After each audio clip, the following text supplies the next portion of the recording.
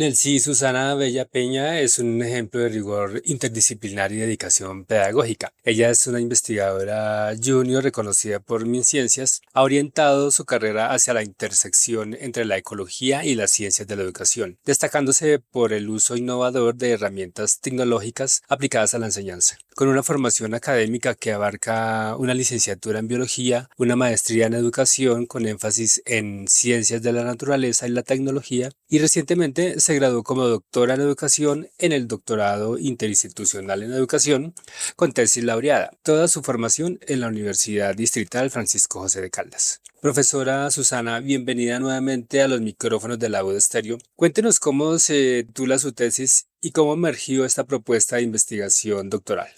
Hola, hola, un saludo para las y los oyentes, agradeciendo la invitación nuevamente en este espacio tan importante, ¿no? De difusión académica y de todo un poco, porque aquí se ha hablado de todo un poco, ¿no? Bueno, entrando un poco en materia sobre lo que me preguntas, la tesis se titula, yo creo que es mejor decir se titula, no se titulaba porque así ya se haya sustentado estas investigaciones. Lo interesante o lo importante es que se sigan aplicando y sigan vigentes, ¿no? Entonces, bien, el título es Modelización de un ecosistema de humedal soportado en el uso de sistemas de información geográfica y de una aproximación histórica para la didáctica de la ecología. Entonces, cuando me preguntas de dónde emerge la propuesta, podríamos partir de decir que la ecología es algo de lo que yo disfruto tanto enseñar como aprender. Entonces no es solo saber la ecología, sino saberla llevar a un aula de clase para niños, para adolescentes o para adultos. Y pues que los diálogos que allí se den sean de la profundidad pues correspondiente, ¿no? Entonces, esta ecología yo la pienso desde la importancia que debe tener para cada sujeto como parte de una sociedad, entender en dónde vive, ser crítico con esas interacciones que tiene con lo que le rodea y pues básicamente porque las ciencias nos sirven es para tomar decisiones informadas, ¿no? De allí que, bien, desde esa didáctica de la ecología, yo tomo tres categorías centrales o principales, que son la historia ambiental de Bogotá, en este caso muy puntualmente, los ecosistemas de humedal. Entonces, dentro de la ecología me voy un poco más hacia un ecosistema cercano de mi territorio, cercano también no solo a mí, sino a los sujetos que participaron de la investigación, que son estudiantes de secundaria de un colegio en Bogotá, al norte del Bogotá, que colinda con un humedal. Entonces, por eso el ecosistema de humedal es otra categoría. La tercera categoría es sistemas de información geográfica, ¿verdad? Que su contracción es SIG. Entonces normalmente lo encontramos como los SIG. ¿Por qué es importante los SIG? Porque los sistemas de información geográfica me complementan esa perspectiva histórica mediante el uso de mapas, ¿verdad? Mediante información que hay georreferenciada en diferentes momentos para ver esos cambios históricos ambientales que han ocurrido en la ciudad y esas transformaciones desde las construcciones y toda la cuestión de urbanización, ¿sí? Porque me está dando un elemento de el uso de tecnologías al poder digitalizar y comprender un mapa y tomar referentes también con puntos de coordenadas, que era algo que quería también desarrollar en mis estudiantes. Y pues me parece que estos tres dan una perspectiva más amplia de qué es la ecología y cómo también un profesor puede enseñarla, ¿no? Puede llevarla al aula. Entonces es importante tener claro que esa didáctica, ¿no? Que normalmente para las personas que no son del campo de la educación la han popularizado como si la didáctica fuera las dinámicas o los juegos o lúdicas, pero no, cuando hablamos de la didáctica es el cómo voy a enseñarla, cómo la voy a evaluar, hasta dónde, desde qué referentes teóricos y demás. De manera que esta didáctica de la ecología que se propone con historia ambiental, SIG y abordando puntualmente los ecosistemas de humedal, tienen un diseño desde la modelización al momento de llevarlo al aula, ¿sí? Que los estudiantes estén haciendo constantes modelos de su comprensión y sobre esos mismos modelos que ellos hacen lleguen a la reflexión. ¿Cuáles son los principales problemas abordados por usted en su investigación doctoral? ¿Cuáles fueron los objetivos? ¿Qué perspectiva teórica y metodológica privilegió usted en su investigación? El problema emerge de lo que hemos mencionado anteriormente, de ese contexto, también porque en los libros de texto identificamos que la mayoría de ejemplos que se colocan para hablar de flujos de energía, para hablar de redes tróficas, son escenarios de ecosistemas que no son tan cercanos a nuestra realidad, ¿no? O a nuestra población. Por ejemplo, los libros que se utilizan para enseñar ciencias en inglés, pues te ponen a ti un ecosistema de la sabana africana, que está muy bien reconocer esas interacciones, pero es más importante que nosotros les llevemos al aula a los chicos especies con las que ellos se identifiquen. Es más, que ellos identifiquen fácilmente al salir de su colegio, al ir a pasear por su barrio, que sean parte de su territorio. Entonces esto un poco también muestra la importancia de que los estudiantes identifiquen que los mapas van a tener diferentes altitudes, además de la altitud, la latitud, que le va a dar unas características ambientales a los territorios para que esas especies vivan allí, ¿no? Hablamos también incluso de adaptaciones. Es decir, es un tema que dependiendo el grado académico con el que yo lo vaya a dialogar, pues va a tener muchas más formas de profundizarlo, ¿no? Dentro del problema, me parece necesario mencionar también algo que identifiqué alguna vez hace muchos años, y era que varios estudiantes confundían el mapa de Colombia con el mapa mundi, es decir, ubicaban en La Guajira, Canadá, y digamos abajo en el Amazonas del Polo Sur. Y es una preocupación porque obviamente esto ocurre más cuando no se está en contacto con ese territorio, no se viaja, no se conoce, y pues los chicos que son más vulnerables a eso, ¿no? Que muchas veces incluso no han salido de su barrio, se pierden más fácil, no ubican, no solamente por coordenadas, sino en un mapa o en una imagen, no ubican diferentes territorios. Entonces me pareció un punto de partida bastante importante. Ahora, para mencionar puntualmente la pregunta de investigación, pues es cómo la vinculación de referentes actuales en modelización, teoría ecológica con el uso de la historia ambiental y de sistemas de información geográfica contribuye a una perspectiva para la didáctica de la ecología. Y pues asimismo el objetivo general parte de allí, ¿no? De proponer esa perspectiva para la didáctica de la ecología, pero que nos implicó un montón de otras tareas, ¿no? Porque como llegar a este objetivo no es sencillo. Además teníamos que diseñar, digo teníamos porque pues es un trabajo también conjunto con el grupo de investigación en educación en ciencias experimentales GRIS, que es al que pertenezco, porque hablábamos de generar un ciclo de modelización que le permita al docente en el aula pues de alguna manera conducir o llevar más fácilmente esos aprendizajes de los estudiantes. Es más, que el estudiante sea el que reflexiona sobre esos aprendizajes. Tuvimos que generar un diseño didáctico, y este diseño didáctico incluyó, por ejemplo, generar material como mapas, generar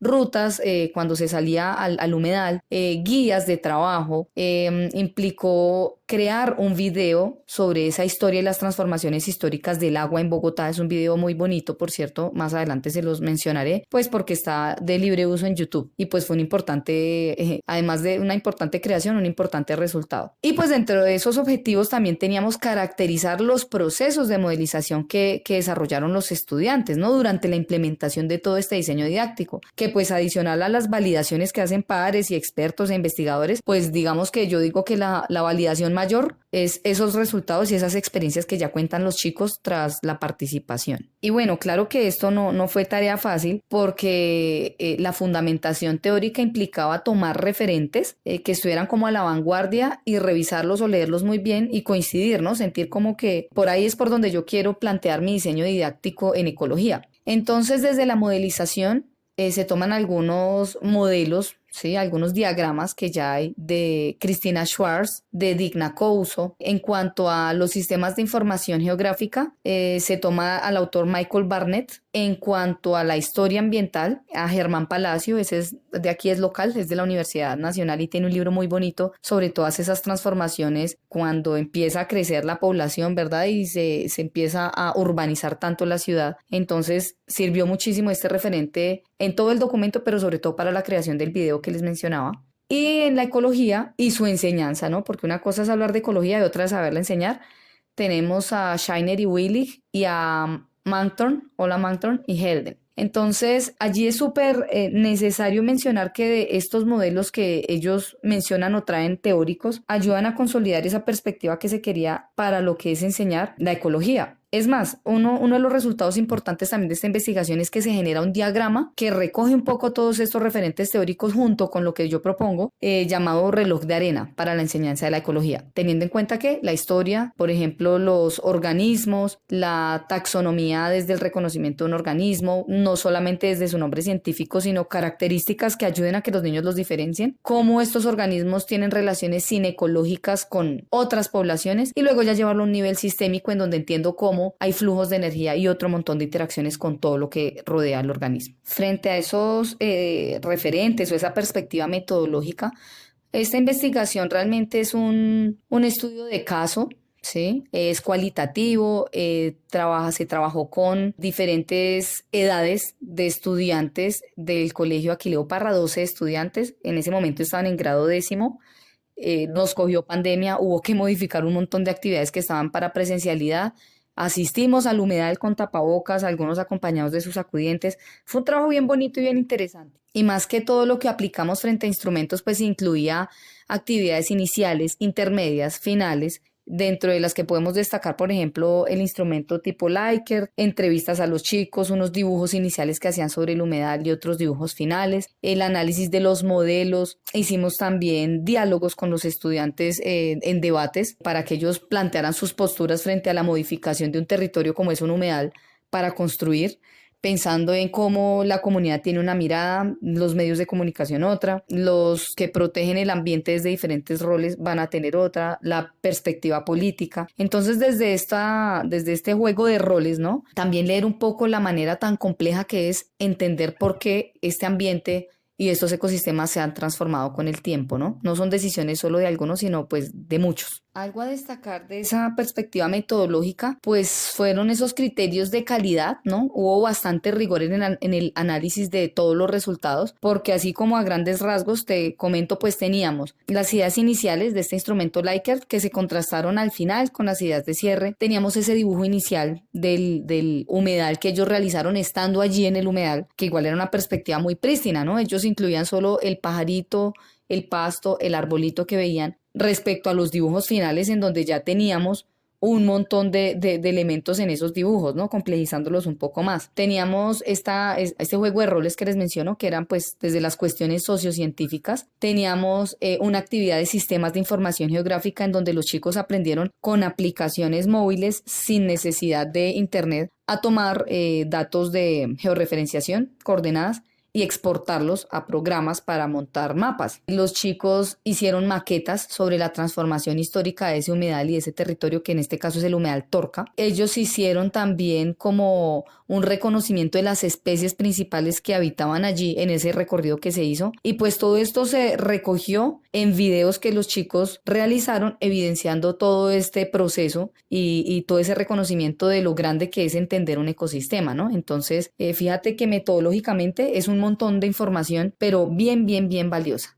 ¿Cuáles fueron los principales hallazgos de su tesis? Uf, son muchos, son varios, pero voy a tratar de mencionar los más relevantes o que considero más significativos, no solo para mí como investigadora, porque a esta investigación la atraviesan muchas emociones, yo creo que como a la mayoría cuando hacemos estas intervenciones, sino que le pueden aportar mucho a los profes de ciencias naturales en general y pues ya propiamente a los que tienen a su cargo biología y ecología, ¿no? Creo que un resultado bien importante es el modelo reloj de arena teórico-metodológico para la enseñanza de la ecología. Este está publicado y pues se llama reloj de arena por la forma, ¿no? En la parte superior, que es más ancha, tenemos la georreferenciación, luego está el territorio, porque es súper importante que los chicos y las personas en general reconozcamos el territorio en el que habitamos, a veces ni lo conocemos. Luego se va achicando más este reloj de arena a hablar de la biocenosis, hasta que en la mitad encontramos el organismo. Es decir, una forma de leer este diagrama de reloj de arena es partir de lo general, desde esa georreferenciación y esos mapas, y llegar hasta entender que un organismo ocupa un espacio en esos mapas, para que luego este reloj de arena empieza nuevamente a crecer.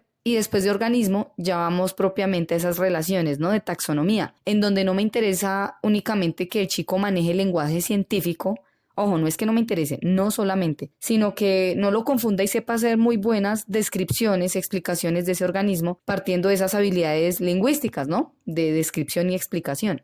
Entonces tenemos luego de la taxonomía la autoecología y finalmente al cierre de este reloj de arena, en la parte inferior, la cinecología, atravesado por una flechita que es la mirada histórico-ambiental. Este diagrama pienso yo que se puede utilizar desde primaria hasta nivel universitario para enseñar ecología, como decía al principio, con diferentes niveles de profundidad en cada tema, ¿no? Pero sí que los niños desde muy pequeños aprendan habilidades geográficas o habilidades más bien de ubicación, ¿verdad? Para reconocer ese mismo territorio. Nosotros sabemos que lo que no se conoce, pues no se cuida. Entonces me parece bien, bien importante este primer resultado. Otro resultado a nivel teórico-metodológico, más bien metodológico, es el ciclo de modelización para la enseñanza de la ecología, que si bien es basado pues en algunos autores, tiene unas características más propias desde la ecología, ¿no? En donde yo problematizo evalúo, reviso y uso. Y va a haber unas tareas distintas para el docente como para el estudiante, pero para que ese conocimiento se refine y el estudiante vaya corrigiendo sobre sus modelos, de pronto qué le ha faltado, ¿no? ¿Qué le ha faltado desde la perspectiva histórica para entender un ecosistema? ¿Qué le ha faltado desde la perspectiva geográfica para entender un ecosistema? Desde ya propiamente las interacciones ecológicas, también, por ejemplo. Bien, otro resultado es el video. El video elaborado dura 24 minutos. Al igual que lo anterior, creo que se puede utilizar con diferentes poblaciones e incluso es apropiado poner pausas para ampliar muchos de los temas que se mencionan porque es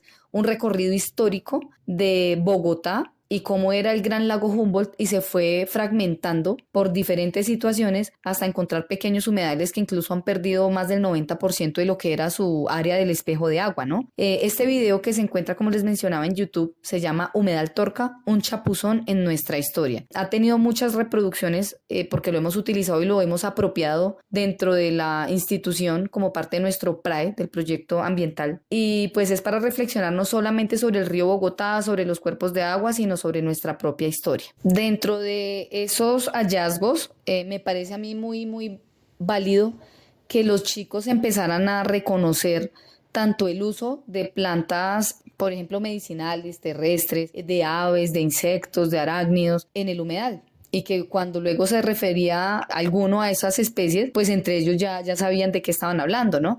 Trabajamos, por ejemplo, en nombres comunes la lengua de vaca, el chilco, el sauce llorón, los juncos, el alnus, el retamo, algunos macrohongos, el copetón, alcaraván, abejas, la garza negra y los chinches de flor. ¿Sí? Entonces ellos al reconocer todas esas interacciones y trabajar cada uno con diferentes especies, luego en el trabajo en comunidad o como equipo, logramos hacer estas relaciones de flujos de energía para entender cuál era la importancia de cada uno de esos organismos vivos allí, ¿no? Bueno, y frente a esos modelos ya completos y complejos de modelización, si hay unos gráficos que llaman la atención sobre cómo cada actividad iba aportando para ir ampliando esa imagen que tengo yo de que es un ecosistema, de qué es un humedal, de qué es mi territorio, de qué condiciones tiene, de cómo se ha modificado y cómo las políticas o extractivistas o de conservación influyen un montón en la transformación pues, del paisaje, ¿no? Entonces me llamó la atención que la mayoría de los estudiantes utilizaron estas temáticas para desprender de allí sus proyectos de grado de 11.